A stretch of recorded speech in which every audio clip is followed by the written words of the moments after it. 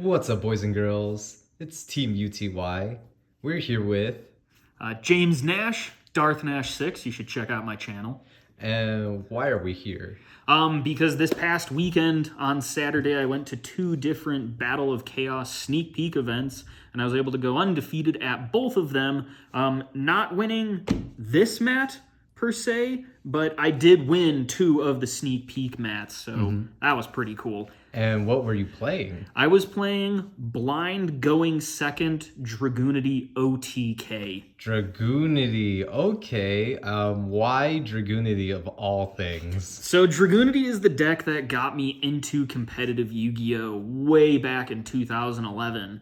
And the reason that I chose to do a going second OTK version was because of Bruno, actually. Seeing the success with his Cyber Dragon OTK deck, I thought maybe like this deck has the potential to clear a board and go for the OTK, so I rebuilt the deck with that in mind. And what's cool is that this was originally how the deck was played back in early 2011, right when the big Dragunity Arma cards came out. The whole purpose was to go into Trident Dragaon and then just OTK your opponent. And so I took those ideas and I incorporated them into the modern way that the deck is played. Okay, and before we get into the deck profile, is there anything you'd like to say? Any shout-outs? Anything you would like to say? Shout out to Eddie behind the camera. He's the one who helped me on some ratios. Also, the Dragunity Discord, a few guys on there helped me work through like which hand traps would be better than others. Also, there's a guy who I've been talking to on Facebook. He found me from the Dragunity Legion Facebook page. His YouTube channel is OZ Universe, and instead of a U, it's a V. And we've been talking on Facebook trying to get the ratios right, specifically for the main deck monsters, which work better than others. And yeah, those are the shoutouts right there. All right. Let's get into the deck profile. Okay, so we'll start with the main deck, of course. We'll start with the Tuner Boys. I run a ratio of 1 Phalanx, 2 Koos, and 3 Remus. Phalanx, I only run 1 because his is the most basic effect. The moment that you get him into circulation, you're completely fine. He's just a level 2 Dragon Tuner. Koos is a little bit better, specifically because of the level modulation. With this deck, you want to go into the level 10s as quickly as possible, so getting Koos into circulation is the most important. And Remus is Dragon Ravine. He's Dragon Ravine, and he can special summon himself for free. That's all you really need to know. He's probably one of the most important, but this is the most pivotal. Isn't Remus one of those newer cards that came out in recent years, right? Yeah, Remus came out in April in the Ghosts from the Past set, the very first Ghost from the Past set, and it's really made the consistency of the deck skyrocket. Gotcha. And now for the Winged Beasts. 1 Dux, 2 Senatus, and 3 Legatus. Dux is one of the better ones, in my opinion. I think that Dux at times is better than Senatus. What makes Senatus good is he can get more of the tuners into circulation, whereas Dux is just, if it's in like the later game, Dux is a 1-card combo to go for the OTK. Gotcha. And Legatus is always live. Like Legatus, you don't need to normal summon, so you don't have to sacrifice your normal summon for him. He just special summons himself if Dragon Ravine or a Dragunity is on field, which is really, really nice. So most times you can go through your entire combo without having to do a normal summon if you open Legatus in your hand. Okay. And then for the big guys, run 1 Dragunity Arma Mistletoe, 1 Dragunity Arma Leviathan, and 1 Dragunity Arma Graham. Mistletoe is more often than not what you're going to be searching off of Glow. You tribute Romulus to special summon him to equip Gaydurg, banish Glow to special summon Gaydurg, and go on from your combos from there. Leviathan's really good because he's a special summonable level 8 that equips a tuner, so he helps you immediately go into the level 10 synchros, and also he is not a hard once per turn. Dragunity Armagram, he is a dragon ruler, and so it's really nice. His summoning condition is if he's in the grave or in your hand, you can banish a dragon and or a winged beast to bring him out, and then you target an opponent's monster, and it loses 1,000 attack for each equipped card on the field. And so you just keep on bringing him out. Also, since he's a level 10, he can help with the OTK. Okay. Wow, that's some schmoovin' woovin' kind of tech. I like it. Yeah. It's also he's also an out to Winda and to Makaba. He's an out to a lot of stuff because you just target and negate the effect. Of course, if some boss monsters that are they've got like Cleaford Tower effects or they can't be targeted, you can't really do that much. But that's why we run other cards in the deck. But he is our main deck out to a lot of problem cards that are on the field. That's good. For the Dragunity spells and traps, 3 Dragon Ravine, 3 Dragunity Whirlwind, and only 1 Dragunity Glow. Ravine is probably one of the most important cards in the entire deck. There's a reason that it was banned for several years. But what's good about it being in Dragunity is that it's a searcher besides being a Foolish Burial, so you can bring all of your combo pieces to your hand, and a lot of your combo pieces also want to be in the grave, so that -1 more often than not is plussing you. Okay. Dragunity Whirlwind is more or less Tri-Brigade Revolt for Dragunities. If your opponent controls a monster, you can still have monsters on field, but if your opponent controls a monster, that is what it is, you can special summon a Dragunity and Dragon, a Winged Beast and Dragon Dragunity cards, and then if there's an extra deck monster on field, you immediately synchro summon into a dragon. That's pretty cool. Yeah, it's pretty awesome. And then Dragunity Glow, it's the searcher for the level 5 or higher, so your Armas, and you banish it from the grave to special summon any card that's equipped to a Dragunity monster. Yeah.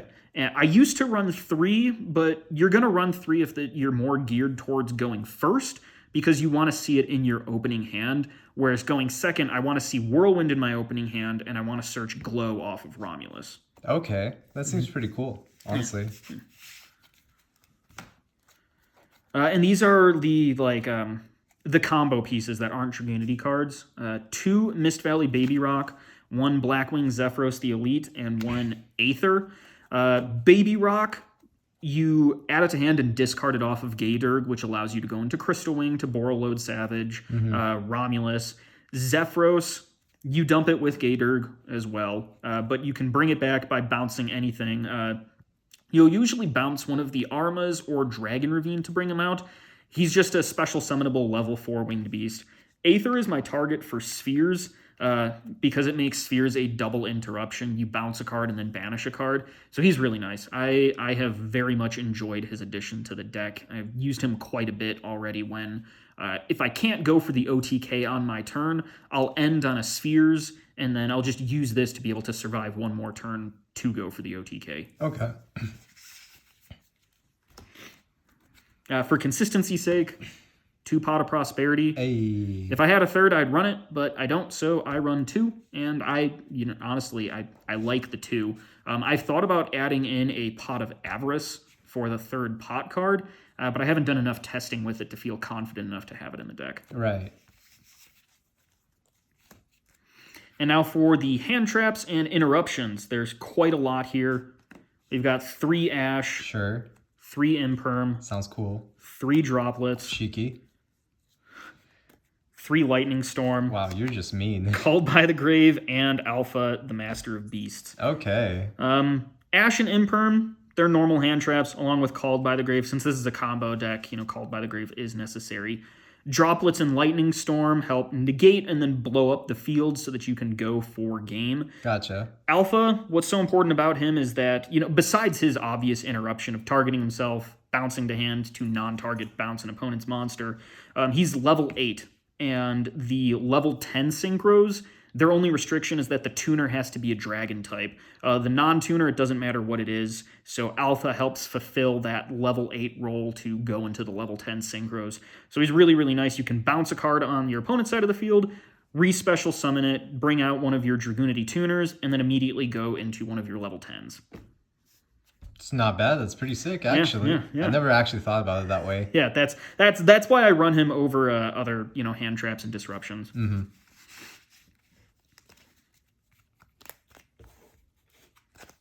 Oh, also, if you leave some Winged Beasts on field before you bring him out, you can get more bounces besides himself.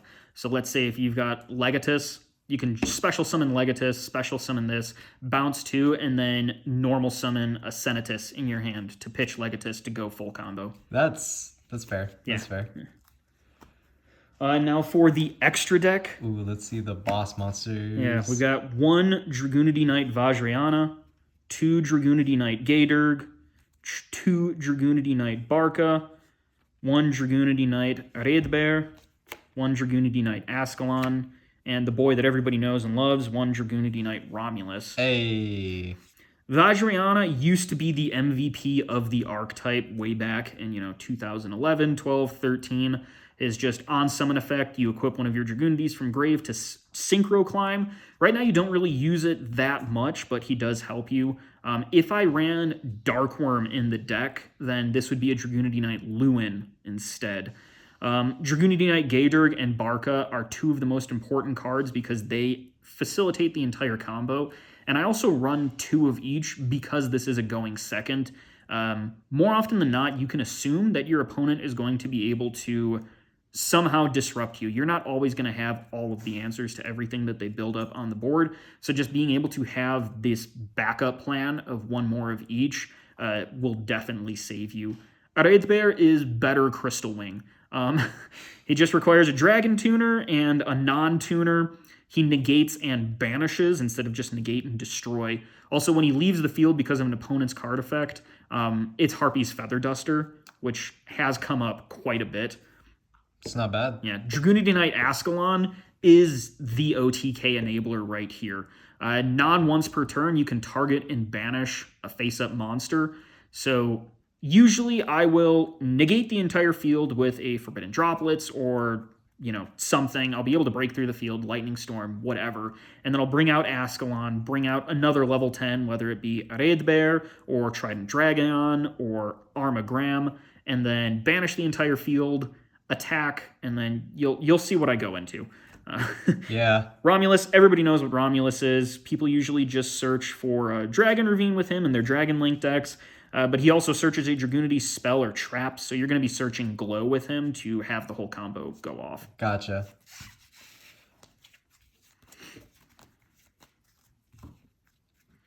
For the classic level 8 Dragon Synchros that just negate, you've got Crystal Wing and you've got Boral Load Savage. Obviously. Yeah, more often than not, you're going to be going into Crystal Wing before Boral Load because you can bring out Crystal Wing on your 5th summon without using a normal summon.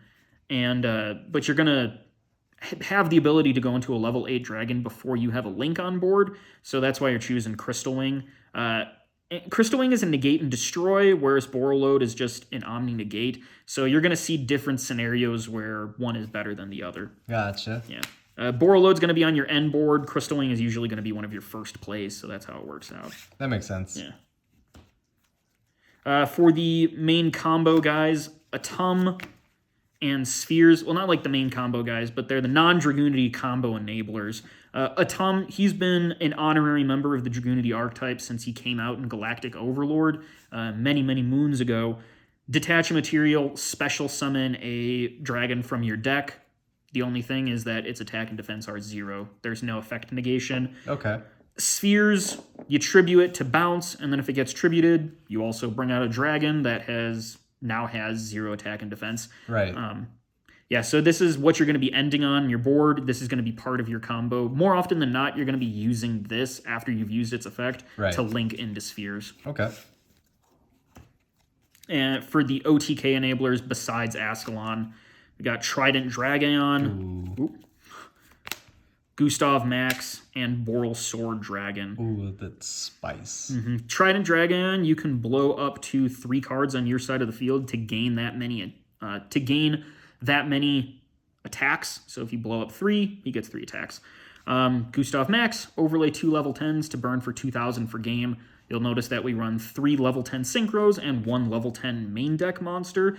So bringing this guy out in your main phase 2 happens almost every single duel.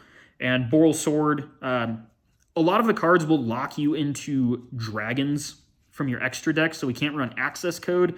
Boral Sword is the budget-friendly access code, which is really weird to think that, Boral Sword got power crept that quickly. So yeah, I actually have never gone into this card. Really? Yeah. I'll always use Gustav Max for game.